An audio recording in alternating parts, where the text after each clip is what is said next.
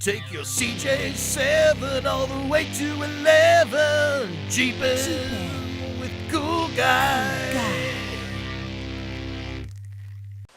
Now that we're getting into taking off the dash panel and all the components in here, there's a couple of these oblong switch heads like this.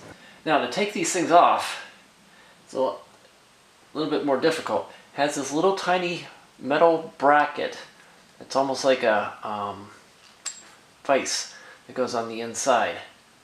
So it slides in there like that. So what you want to do is get a screwdriver up underneath, push in that tab, and it releases the pressure, and then you can slide it off. There you go. Here's all the components for it. It's got all the lights, got the switches and everything like that.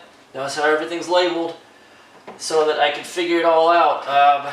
These, same kind of scenario. I just had to squeeze these to pull them out.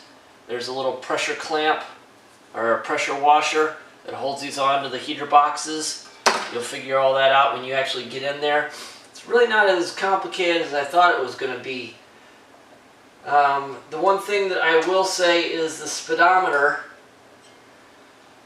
We have to replace the fuel gauge and the temp gauge. At least we need to test them out because they apparently were not working because the previous owner had installed these cheap aftermarket ones. I'm not going with that. I'm going to go with the original. Have to figure out how that all works. But to take this whole thing apart, it's actually fairly easy. There's 4 little bends in this outer rim, this metal piece. And all you have to do is just bend those out. That whole front face comes off. And then there's 2 screws right back here that you unscrew those. And then this center post goes right out. And you can take out this whole center piece. And then you have access to everything within there. I've seen a couple videos on YouTube of guys going in there and trying to bend these things out. And I don't know what kind of model they have, but that is not the case with this one. So this would be kind of fun to put back together and get it all working again. Wanted to give you a real quick close-up view of the wiper switch, that tension washer that I was telling you about.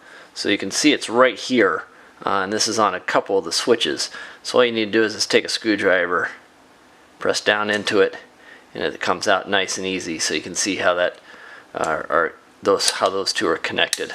And it makes it a lot easier to try to pull it out than to sit there and fight with it.